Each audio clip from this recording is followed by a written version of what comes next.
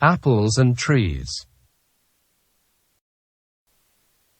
This story contains themes or mentions of suicide or self-harm. Mom works. She never picks me up from school, and 2 miles is too close for a bus pickup, which is fine by me because I like cutting through the woods. Especially on autumn days, when the air is cool, and the flies and mosquitoes are gone, and basketball practice hasn't begun. I like the quiet. I like the wordlessness of the walk. A pretty sugar maple dressed in vivid orange frills beckons me off the path. I stand to look at her. I sound like a weirdo, I know.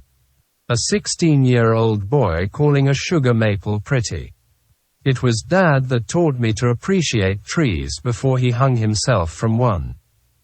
I love even more now, Dad and trees. Did you know the oldest maple is 500 years old? They call it the comfort tree.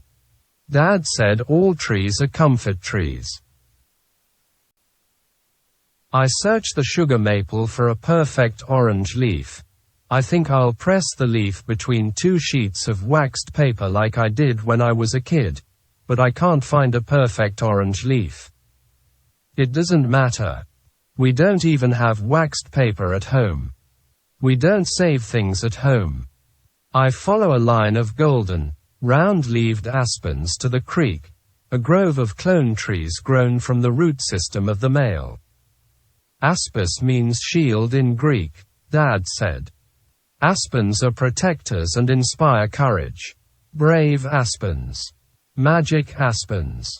I wonder, Dad, did it take courage to kill yourself? Did you care about leaving me? Depression is a villain, the therapist said. That villain convinced your father the world was better off without him. I could have slayed the villain. If I had only told Dad how much I needed him. I sigh. I try to take a deeper breath. I inhale the dank smell of cold dirt and dropped leaves. I smell Dad, the amalgam of decomposition and old blood. I didn't know what the smell was when I was a kid.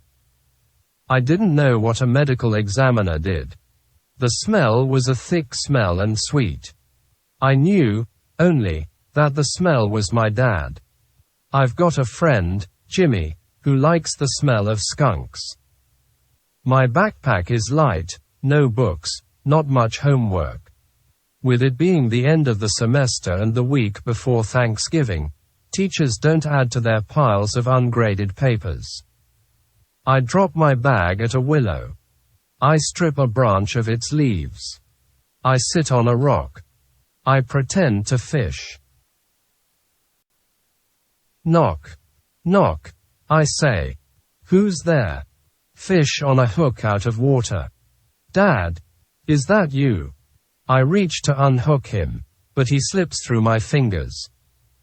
How did I let my dad slip through my fingers? It wasn't your fault. There was nothing you could do. The therapist said it. Mom said it, but I know Mom doesn't feel that way. I keep photographs of Dad in a tackle box. His eyes look sad even as his face smiles. In a birthday photo, we wear matching red hats on our heads, the paper cone kind with the elastic bands that dig under our chins. His body leans into me. His arms hug me enthusiastically. He looks at me. I look at the cake. My mouth is open in the ready position to blow out 6 candles. I am happy. We were happy. But I see his sadness captured by the photograph. Maybe because his smile looks a little like the same fake smile I make in all my school pictures. Maybe because his lips are dry and look a little too stretched over his teeth. Or because the corners of his mouth don't go up into his cheeks in an easy way. I am 7 years too late for more knock, knock, jokes. I am 7 years too late to make him laugh, 7 years too late to make him happier, 7 years too late to give him reasons to stay. I should have made him not want to leave us. I want to tell Mom that I walk through the woods, but she worries. Apples and trees, I heard her say. I will spend my life trying to keep him alive. She means me. She means keep me alive. I want to tell her that her burden makes me angry, that it crushes me, that it flattens me. I want to tell her not to worry about me, but I'm scared. I'm scared as if her thought is a premonition. I pick up my backpack and I follow the creek that leads to the oak tree in the yard, to the black scar on its trunk from where a thick limb once reached upward. I sit on a branch that spreads over the ground. All the oak's branches have turned toward the ground. Dad, I smell decomposition and old blood. I smell the vanilla in the old oak's tree bark, the smell Dad taught me to notice. I feel the strength in the old oak's trunk. In the kitchen I see the bowl full of apples, a white oak bowl full of red apples. It hits me why the bowl is there. 7 years of apples in a white oak bowl sitting on the kitchen countertop, and I only, now, see why my mom puts them there. Apples and trees. I will spend my life trying to keep him alive. The white oak is Dad. The apples are me. I pull each apple from the bowl. I line them up on the countertop. 7 apples. 7 years. I inspect each apple for bruises and blemishes. Not a single bruise on any of the apples.